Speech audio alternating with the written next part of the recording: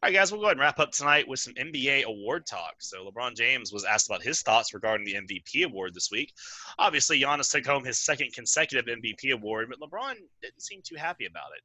Although he did say Giannis rightfully deserved it, he lamented about the voting process in general and how narratives change from season to season. He doubts how much the media pays attention to the details on the court and instead likes to chase narratives. So, Drake, is this more of a case of sour grapes for LeBron, or does he have a point here? Well, I think you can see it from both avenues, sour grapes and him having a point. But I just want to say this: I don't think LeBron had a problem with Giannis winning the award. His biggest bone to pick was how the media votes on the awards. I don't think he even said it. The guy, he didn't say it by name, but he said the player that won the award deserved the award. All right, cool, no biggie. But he just have a bone to pick with the people that gets to pick who wins the award, not necessarily the player that wins it. Because let's be real here. Unless you was living under a rock, there's no way in hell you believe that Giannis he didn't deserve to win the MVP. Like, I am a LeBron fan. You dig? I'm in here with a Lakers hat, purple shirt. I am a LeBron fan, and I'm here to tell you Giannis deserves to win the award. But with that said, he said something very interesting. Here's why I say it's a case of both. Did he have a point? Yeah. He brought up some examples in the past that made you think like, well, how could you be the defense player of the year and be on the second team? Or, how did Devontae Graham go from scoring 4.7 points a game to scoring 18.2, and I don't know what the percentage is, but that is a large jump, and he wasn't even considered for most improved player. Not even considered for it.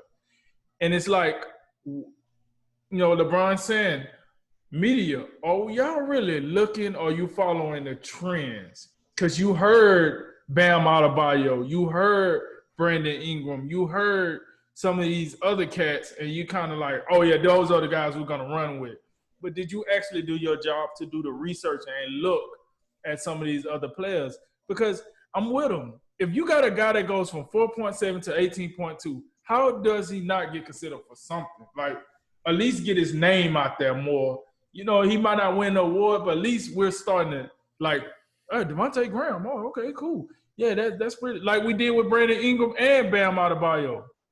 We did it with both of them when it came to that award. Like, oh, well, you know what? These guys they have improved. Pascal Siakam, another one. Pascal made his name off that award, right? So the award matters for something. So I get with LeBron. That's where he got a point. Nah, the sour grapes, LeBron. You mad because you got 16 first place votes? What did you think? I want to say it's 100 votes total for each first place, second place, third place, whatever, like however it goes. Or they said 101. Okay, so 101 votes. You got 16. What the hell did you expect? Giannis was a better player. He got the other votes. It's not like you got 16 and James Harden got 13. Then I would be like, all right, hey, yo, wait a minute. Hold on. Back that up. No, that's not what happened. You got smoked by the deservedly right MVP. You got smoked with the first place votes. Now, second place, you dominated the second place. All right? I don't know where LeBron getting confused with the voting on this. This seems pretty straightforward to your boy. You didn't get the first place votes because Giannis got them. But you got the second place because you're the second place MVP guy. And then James Harden cleaned up with the third place votes. Oh, what do you know? There go your top three. All right, wrap it up. Turn off the lights. Make sure, this is not hard. It's not rocket science. Yeah, I think with LeBron's place in the NBA right now, it's one of those things where no matter what happens, they always stick a mic in his face. LeBron, what are your thoughts on this? Do you think it was fair what they did with the MVP? Do you think you deserve it? What was he supposed to say? Hey, listen, I got my ass waxed in that voting, but it is what it is. And, I should play better. No, he's not going to say that. He's going to say, I believe I should have won. Just like anybody else that was in. Go ask James Harden how he feel. And I guarantee you he's going to be like, oh, that's crazy. All the work I put in this year, I should have got more votes. They all think they should get more votes. I don't blame them for this. It's a very prestigious award. They want to win the award. That's why it's an award. Open and shut. It is what it is. He was mad. He lost. People do that from time to time. They do get upset when they lose. It ain't always, hey, you got it, slugger. See you next time, champ. No, it ain't always that bull crap. You know what I'm saying? He said what he said. It is what it is. So to answer your question, I think it was like I'd say a 30-70 split. I think 30% he was sour grapes, 70% he had a point. I can't deny what he said. Those are facts, what he said about Devontae Graham and even back to the Marc Gasol point. That's a fact.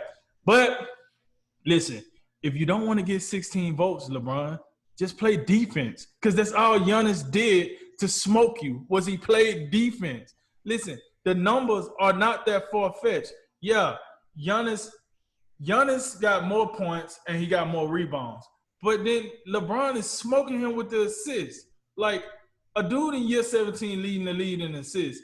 You want to talk about the narrative? Lola, let's bring it back, Yep. LeBron. Let's bring it back. So what are we talking about here, LeBron? Oh, well, I think, sometimes we live in a narrative. LeBron, you're a smart guy. But if we reading a book right now, which book is better?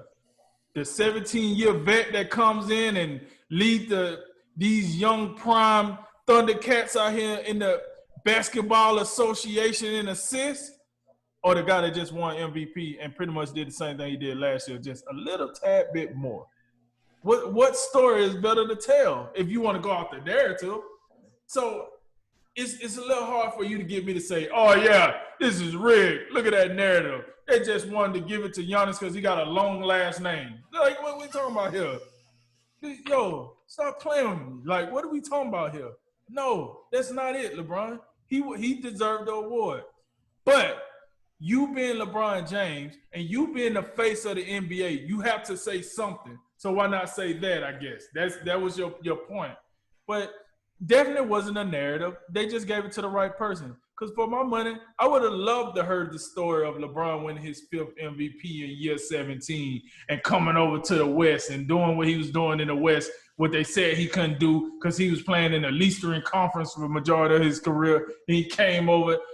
All that would have been a very good story the NBA could have sold. But they didn't.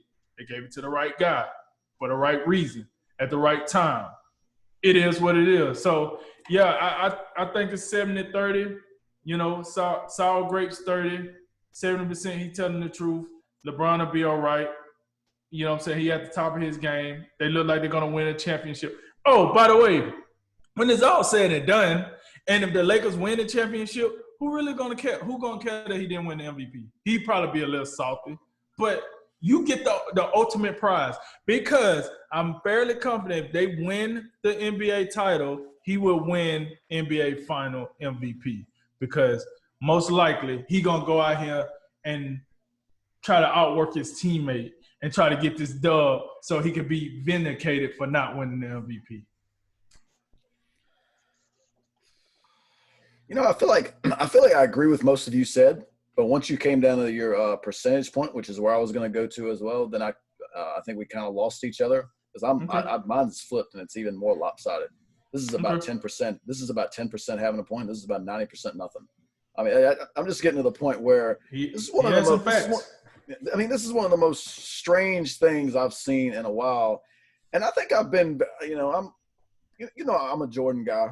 I'm also a Kobe guy. But it would be foolish of me to sit here and just try to discredit LeBron James because all that he's accomplished. Whether you want to talk about finals loss or whatever, to have this type of longevity and to be this great for so long, and then, as you say, to officially play point guard for really the first time in his career and lap the league in assist. You said it. And I'm glad you did. Media chasing narratives. That seemed like a pretty sweet narrative to me. How many times this year did you hear someone say the phrase? The king in year 17 or whatever. That was the phraseology of the season. would have been so easy to say, oh, well, LeBron, point guard, 25 and 11, leading, doing it out west, better than the Clippers for the entire year while they try to get their act together. That seems to me it would have been fairly easy for the media to say, hey, look at this guy. He's doing it. Year 17 with the King, as juxtaposed to Giannis doing for the most part the same exact thing, and just a little, like you said, a little bit better, showing a little bit of improvement, but also, just the undeniable production that he had. And the Bucks were the best team in the NBA. And remember, this award took into account the start of the season until the shutdown. Regular season award, but also it didn't take into account the seeding games, so you have to remember what exactly took place in really the regular season up 6 months to a year ago. That's how far we're going back for this award. So, and it's just interesting that LeBron would bring up the media chasing narratives when the media is constantly criticized LeBron for his need to control the narrative. Oh, so now you want to point out us chasing our own narrative. So you can chase yours, but we can't chase ours. Got it. Sounds good.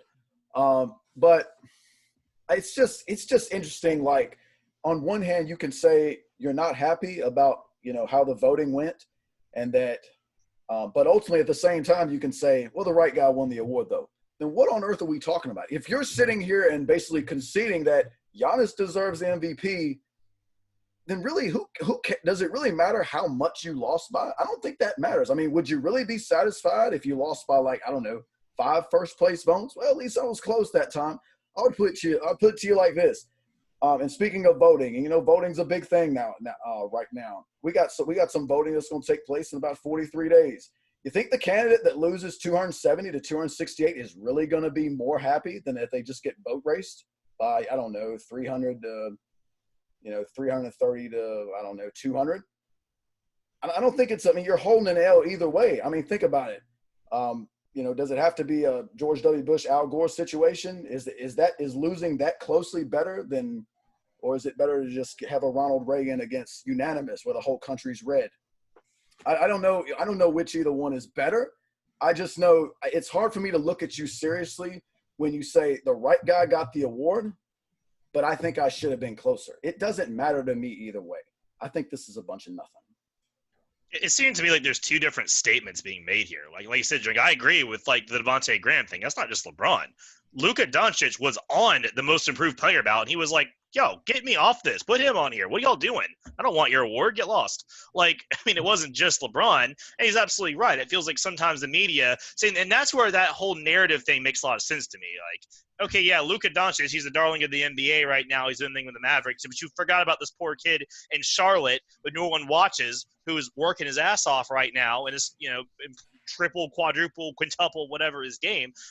Yeah, but LeBron, you would be the narrative. Like you guys said, Giannis screwing around in Milwaukee, that's not interesting, to the average public. But LeBron James in a Laker uniform, anything he does is interesting. He can go out there and just dribble the basketball. Ooh, wow, get the camera on him, So if LeBron would have won and Giannis would have lost, I can see Giannis saying, well, I led him in points, rebounds, shooting, efficiency, win shares. I could keep going. You want me to but that's not the case. I don't know what like Jason, I don't know what he's really mad about. I can see these two statements existing separately, and one makes a lot of sense and one really doesn't. And we all know if LeBron had won the MVP and they said, LeBron, you won the MVP, how do you feel? And he'd be like, man, I don't care about that. We got a championship. We got game 3 tonight. He'd have his playbook and his pencil in his ear. So you wouldn't have cared if you won, but since you lost, you wanted to lose by less. It seems like a weird, manufacturing a chip on your shoulder attempts. I guess in year 17, when you have every award, you lead the league in everything all the time. I guess you have to find things like this to be mad about, and I guess that's, what he's doing. If he is, cool. That's cool. I ain't mad about it. But, man, that whole no one believes in me underdog stuff, that ship sailed, and I don't want to hear about what happened in 2013. That was 500 years ago at this point. I don't care about Marc Gasol, and I don't care about 2013. So let's focus on the Nuggets. You almost lost game 2, so let's not have that happen again.